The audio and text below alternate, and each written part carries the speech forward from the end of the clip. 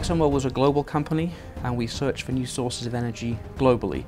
Discoveries in the Eastern Mediterranean like Zohr and Leviathan, Aphrodite are certainly very encouraging for this region, and they certainly suggest to us that there's the potential for future discoveries to be made, and that's why we're here exploring. We've just started our drilling operations in Block 10 along with our partner Qatar Petroleum, but Cyprus has seen relatively few exploration wells drilled in its history. We would still regard it as frontier exploration acreage with significant remaining uncertainty. Success is far from guaranteed here. Clearly discoveries like Aphrodite and even Calypso more recently in Cypriot waters show us that what we call the play elements are present on a regional scale. There's the evidence for rocks that can generate gas in the region. There are clearly reservoirs that can contain this gas in commercial quantities at places like Zohr and Aphrodite and Calypso, and that's very encouraging. But we do know from our global experience that geology can still vary over relatively short distances at what we call the prospect scale. So success far from guaranteed, but we're optimistic about the prospects in Block 10, and we hope within the next few weeks or months we'll have some concrete results from the block as well. So with respect to Greece, ourselves, Hellenic Petroleum and Total have been awarded, subject to final government approval, 2 very large licenses offshore southwest and western Crete. Very excited about the potential of this area. It's a huge area that's never seen a single exploration well, so we think there's great potential there. Again, very early days, and we'd need to gather some reconnaissance seismic as the first part of our exploration program to see if our geological ideas there can be converted into drilling opportunities. But we're very excited about that opportunity because it's such a large area that's never seen modern exploration. There have been some significant gas discoveries found in the Eastern Mediterranean region, primarily offshore Egypt in what we call the Greater Nile Delta area, but also offshore Israel with fields like Leviathan and Tamir, and of course some discoveries more recently found offshore Cyprus. Today, however, the majority of the gas produced in this region is used in this region. Recent developments offshore Egypt have taken that country from a position of being a net importer of gas to being a net exporter again. And in fact, over the last year or so, we started to see the resumption of some exports of gas in the form of liquefied natural gas on ships from Egypt to markets in Europe and beyond. And that, of course, can only continue with further developments. Clearly, if there are significant new discoveries and additional developments, the region could, yes, become a very significant supplier of gas to Europe and markets potentially beyond as well.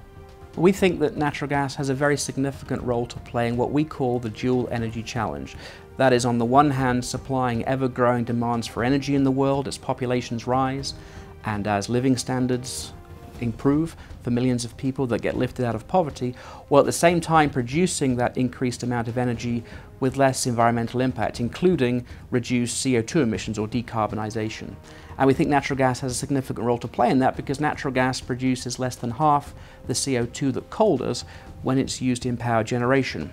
If you go to the world's biggest economy, the United States of America, large-scale switching from coal-fired power to gas-fired power has been happening over the last decade or so because of the very widespread abundance of natural gas in that country and its low cost, its affordability.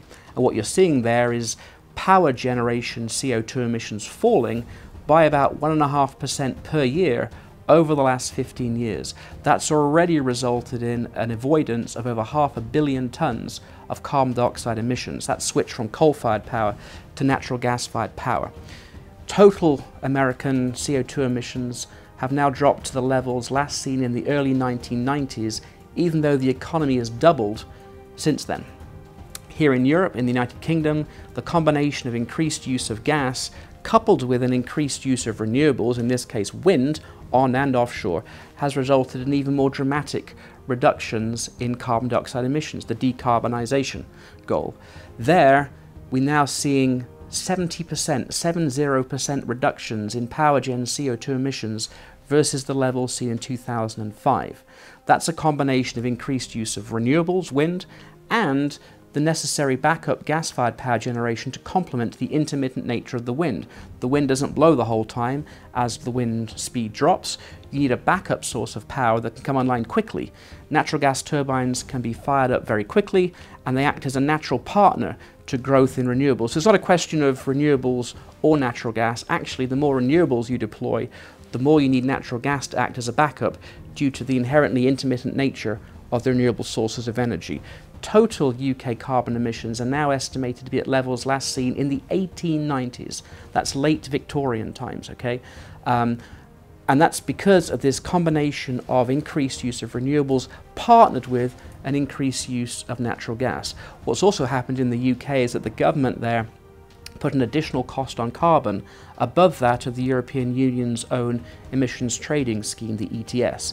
That's forced coal almost completely out of the power generation mix in the UK, greatly helping that decarbonisation path. So we think that natural gas has already proven it can play a strong role in helping to decarbonise some of the biggest economies of the world, and we think that trend will continue. Cyprus remains a relatively underexplored area compared to other parts of the region. Only a handful of wells have been drilled in its history. We still regard it as frontier acreage with significant remaining uncertainty. So success is far from guaranteed. In general, our global experience suggests that in deep waters such as those in Block 10 offshore Cyprus, for any discovery to be commercially viable, you're looking at the need for multiple TCF-sized discoveries.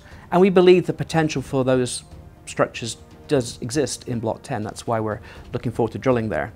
It's hard to give you a specific number for a commercial threshold for any particular development solution because it depends on not just the amount of gas found, but the quality of the reservoir in which that gas is found. How permeable is the reservoir? How easy is it for the gas to flow from where it is to the production wells? Is the gas concentrated? Is the gas dispersed over a wide area? These and many other technical factors determine a specific economic threshold for any particular development solution. But we're clearly going to need discoveries in the multi-TCF range, and fortunately we think the prospects are there to have that size. In any part of the world, whenever hydrocarbons are discovered, there's typically a range of development solutions possible. For gas discovered offshore Cyprus, it could reach market through a pipeline solution, it could be brought into an onshore plant for liquefaction and shipped to markets, or perhaps there'll be a combination of the two. It's a little bit too early to say. As we've previously said, if we find sufficient volumes offshore Cyprus in Block 10, our preference would be to bring that gas onshore to Cyprus, use some of the gas to meet local demand, and then liquefy the rest in a liquefaction plant, an LNG plant, so that it can be exported on ships to markets in Europe and potentially beyond. We think that would give more benefits to the local economy, a major infrastructure project like that, but also give Cyprus more flexibility into its marketing options. The two licenses that we, along with our partners Hellenic Petroleum, Total, who will be the operator, won a tender for back earlier this year, are offshore Southwest and Western Crete. It's an area that's almost had no exploration activity at all. There's never been an exploration well drilled in these licenses, and there's only a very limited amount of geophysical seismic data available.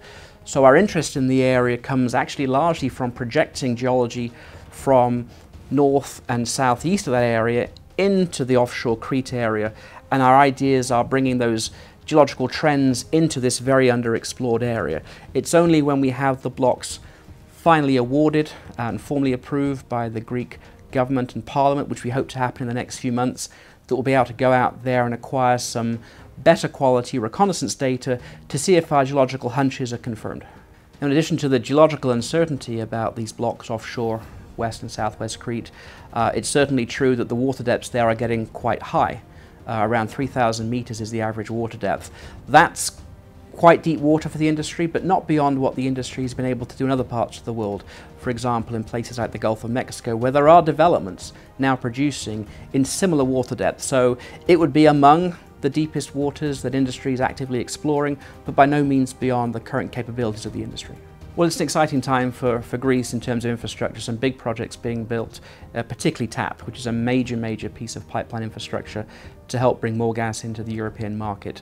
As with any part of the world, our standard of practice when we're looking for new sources of hydrocarbons is always to evaluate what infrastructure may be in place or other projects that are being considered. And if we can use those as part of our development solution, we will of course do so.